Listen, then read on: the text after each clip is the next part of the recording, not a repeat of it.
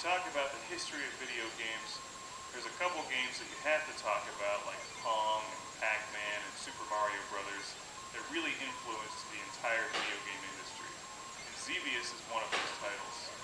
Xevious influenced the vertical shooting game genre more than any other game, and is, in my opinion, one of the best video games ever made. And incredibly challenging, frustrating, and enjoyable all at the same time. This game was released in 1982 and has fortunately seen a comeback on Xbox Live. And I think Xbox Live is tremendous, and the Xbox Live Arcade, bringing back the old school games from the 80s and platformers from the 90s. And I can't say enough good things about Xbox Live. Not only does it bring back these great old school games, but it brings them back in high definition. You can play them through your HDMI cable into an HD TV. And it's just tremendous. Xevious is presented in its original native aspect ratio as you would have played it in the arcade, which is like a television laid on its side. It probably looks very familiar to those of you who have played games like Raiden, and there's so many games in this genre now. As a general rule, I think they're more popular in Japan than they are over here in the States. And I think that's unfortunate, because I personally like this genre a great deal. It's challenging, it's fun. As you know on this show, I love being the lone, daring starfighter against countless enemies, impossible odds, on a questionable, vague mission.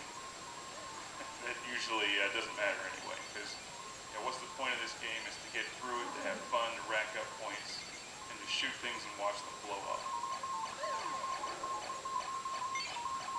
Xevious came out in the arcade in 1982 and has since been seen on game systems like the Atari 7800 and the NES. And in fact, the original Classic Game Room series, we reviewed the Atari 7800 version and a version for the PlayStation, which they remade. As you can see from the screen, you have two different weapon options. And that's one of the things that makes Xevious unique. But for starters here, you have your lasers, your twin cannons, I think they're lasers, maybe they call them something else, and your bombs. So you have to shoot your enemies in the air, and also bomb the enemies on the ground. And they're all shooting at you from different directions, and it's very challenging.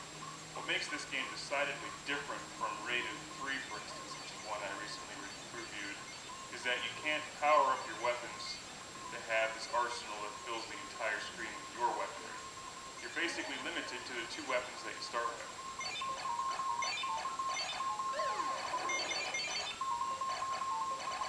So instead of getting that massive, huge shotgun burst of red bullets that most vertical games have, or a special weapon that you can blow up and then eliminate all enemy fire when it's about to kill you, you really have to rely on some serious skill in dodging the enemy fire. Now, I generally forget the story of Xevious fighting online, but you do encounter other bosses as you continue on in the game. And wave after wave of enemy, the variety of enemies changes on you.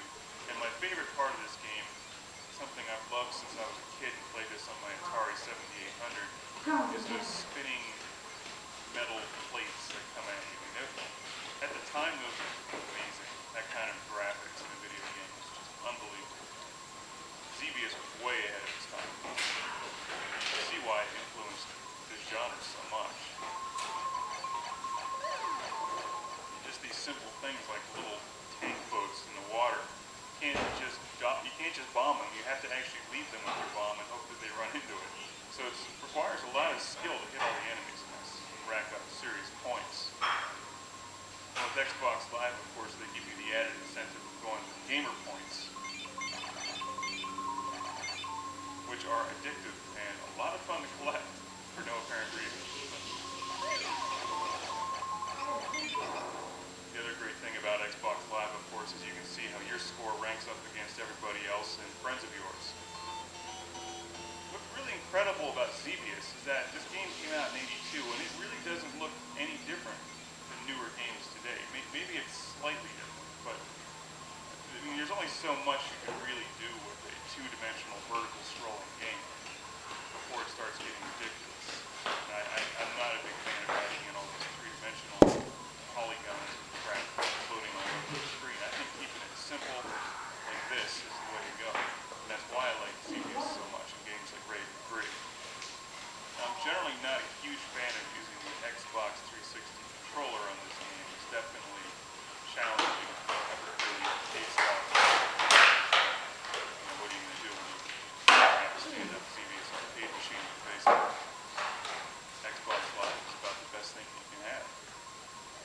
does require some skill to hammer away at the button, and also remember to bomb your enemies at a precise time.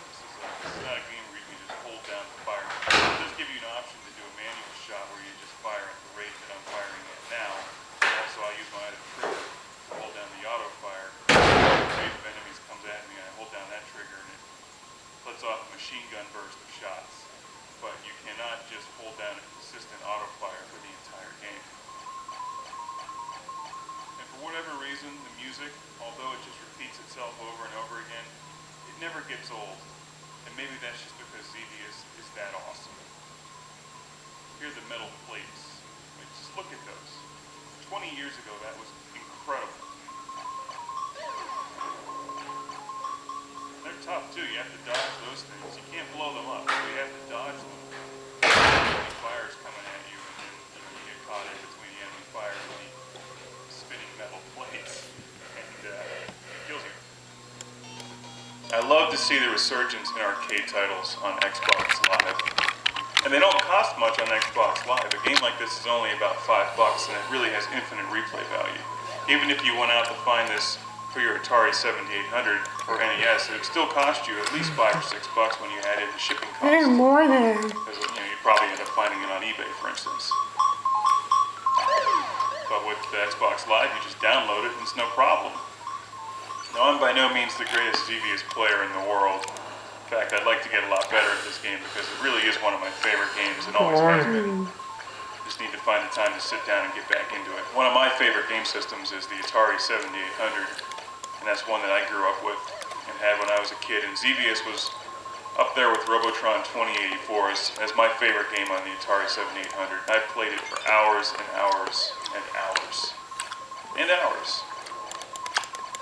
And I'm glad to see that there's still a lot of interest in Xevious today.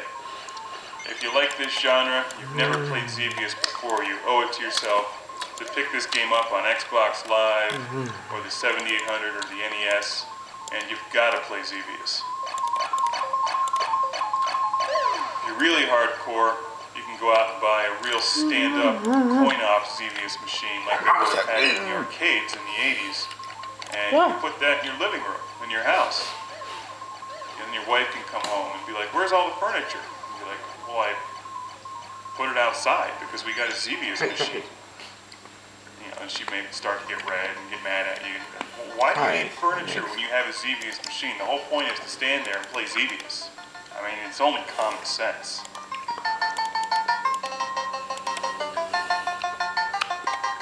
It's like replacing your dining room table with the cocktail version of Ms. Pac-Man. You can eat on that Ms. Pac-Man machine and play Ms. Pac-Man at the same time. Hell, it worked at Pizza Hut.